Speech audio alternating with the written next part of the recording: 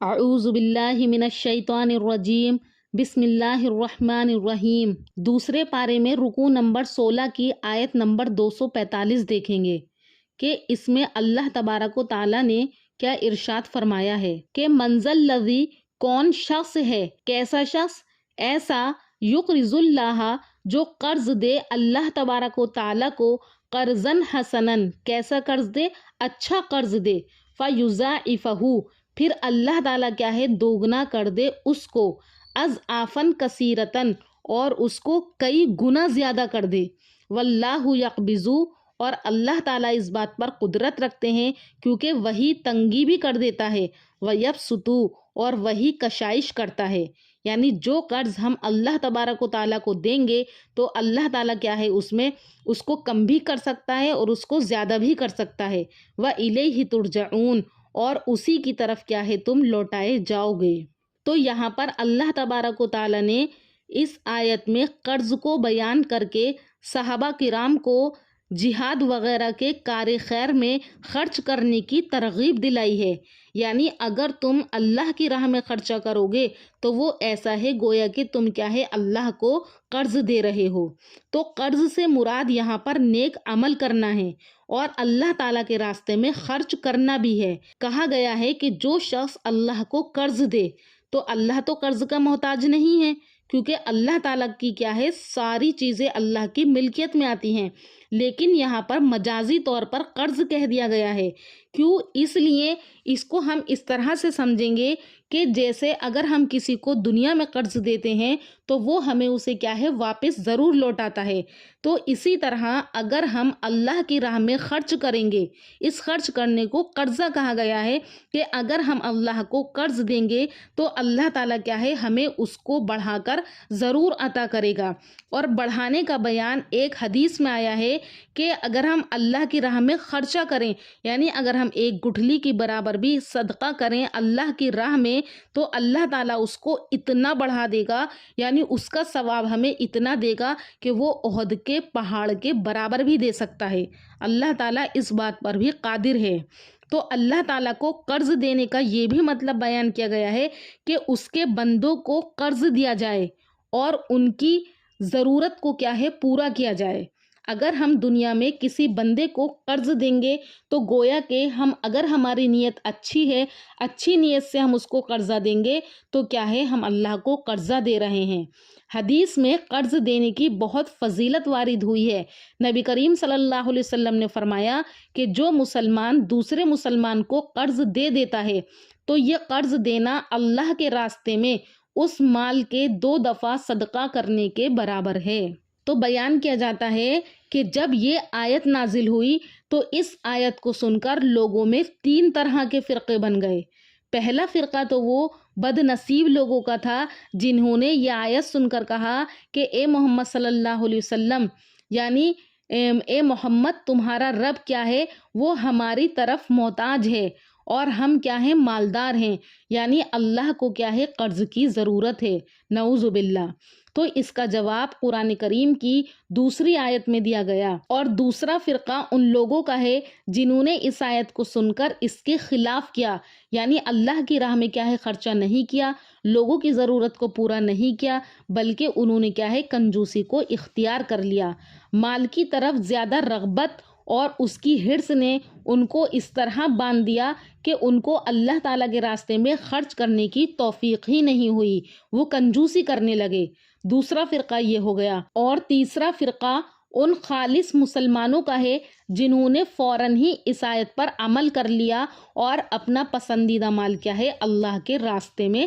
دے دیا، اللہ کے راستے میں دے دیا، یعنی اللہ کو قرضہ دے دیا۔ جب یہ آیت نازل ہوئی تو اس آیت کا شان نزول یہ بیان کیا جاتا ہے کہ حضرت ابو الدہدہ رضی اللہ تعالیٰ عنہ نبی کریم صلی اللہ علیہ وسلم کی خدمت میں حاضر ہوئے اور انہوں نے اس آیت کے متعلق آپ صلی اللہ علیہ وسلم سے پوچھا کہ اے اللہ کے رسول، میرے ماں باپ آپ پر قربان ہوں، کیا اللہ تعالیٰ ہم سے قرض مانگتے ہیں؟ جب انہوں نے یہ سنا کہ کون شخص ایسا ہے جو اللہ کو بہترین قرضہ دے تو فوراً وہ اللہ کے رسول کی خدمت میں حاضر ہوئی اور کہا کہ اللہ ہم سے قرض مانگتے ہیں، حالانکہ اللہ کیا ہے قرض سے مستغنا ہے، بے نیاز ہے۔ تو آپ صلی اللہ علیہ وسلم نے فرمایا کہ ہاں، اللہ تعالیٰ یہ چاہتے ہیں کہ جو تم اللہ کی راہ میں خرچ کرو گے، اللہ کی راہ میں دو گے تو اس کے ذریعے سے اللہ تعالیٰ کیا ہے تم کو جنت میں داخل کر دیں گے۔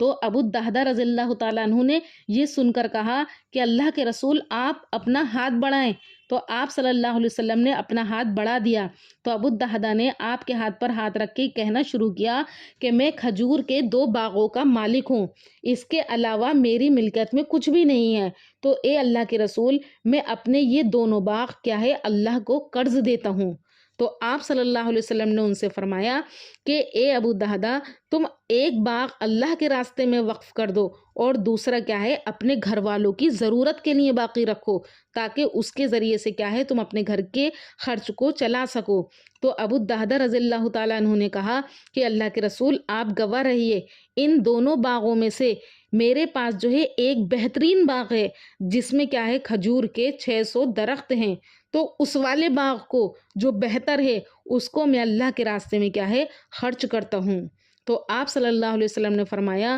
کہ اللہ تمہیں اس کے بدلے میں جنت ضرور عطا کریں گے۔ تو پھر اس کے بعد ابو الدہدہ رضی اللہ تعالیٰ عنہ اپنے گھر آئے اور بیوی کو اس کی خبر دے دی کہ میں نے اس طرح سے کیا ہے، تو ان کی بیوی بھی ایسی تھی کہ وہ اس بات کو سن کر کیا ہے بہت خوش ہوئیں، یعنی ان کے اس بہترین سودے پر انہوں نے اپنی خوشی کا اظہار کیا۔ تو اس کے بعد نبی کریم صلی اللہ علیہ وسلم نے فرمایا صحابہ سے کہ کھجوروں سے لبریز بے شمار درخت اور کشادہ محلات کس قدر جنت میں ابو الدہدہ کے لیے کیا ہے تیار کیے گئے ہیں، یعنی انہوں نے دنیا کے اندر اللہ تبارک و تعالیٰ کو اپنا باغ کیا ہے اللہ کے راستے میں دیا، یہ سوچ کر کہ میں اللہ کو قرضہ دے رہا ہوں، تو اللہ کو تو لوٹانا ہی تھا کیونکہ قرض ضرور لوٹایا جاتا ہے۔ تو اللہ تعالیٰ نے ان کو کس صورت میں عطا کیا کہ جنت کے اندر کس قدر محلات اور وہاں پر کھجور کے درخت، وہ بھی کھجوروں سے لبریز جنت میں کیا ہے اللہ کے رسول نے ان کے لیے دیکھے، اور یہ بات کیا ہے اللہ کے رسول نے اپنے صحابہ سے بیان فرمائی۔ تو اس سے ہمیں بھی یہ سبق حاصل ہوتا ہے کہ اگر ہم بھی وقت پر کسی کی ضرورت کو پورا کریں گے تو اللہ تعالیٰ کیا ہے ہمیں اس کا اجر ضرور دے گا، اور اگر ہم اپنے کسی مسلمان بھائی کی مدد کریں یا ویسے ہی ہم اللہ کی راہ میں خرچہ کر دیں، یہ سوچ کر کے صدقہ کریں کہ ہم یہ اللہ کو قرض دے رہے ہیں، اور بہترین قرض سے مراد یہ ہے کہ جو ہمارے پاس بہتر مال ہے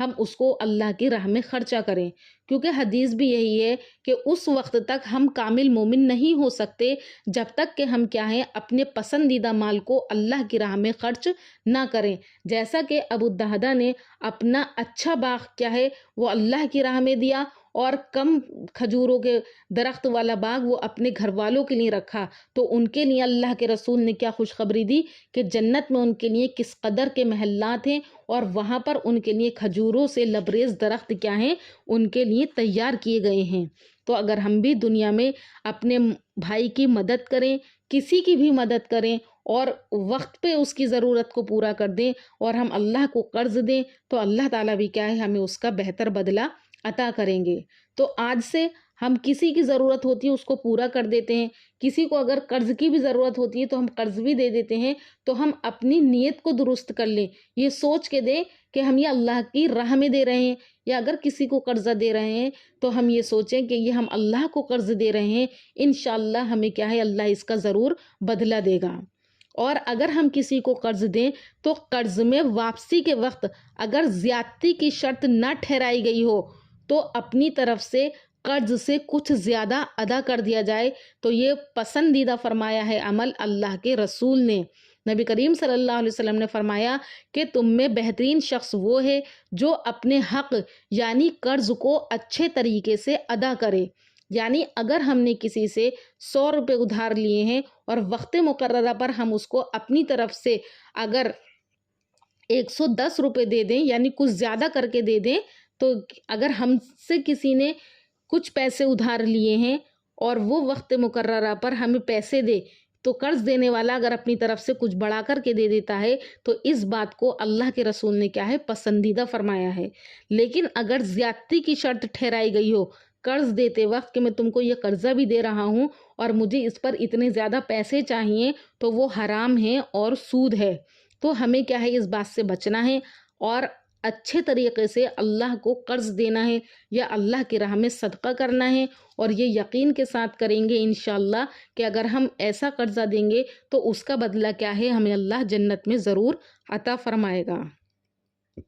اللہ تبارک و تعالیٰ سے دعا ہے کہ اللہ تعالیٰ ہم سب کو سننے سے زیادہ عمل کرنے کی توفیق عطا فرمائے، قرآن کی ایک ایک آیت کو سمجھ کر پڑھنے والا بنائے اور اس کے احکام پر عمل کرنے والا بنائے۔ امید کرتی ہوں کہ آپ کو اس آیت کا ترجمہ، اس کی تفسیر اچھے سے سمجھ میں آ گئی ہوگی۔ انشاءاللہ اس کے آگے کی آیت لے کر حاضر ہوں گی اگلی ویڈیو میں، تب تک کے لیے اللہ حافظ۔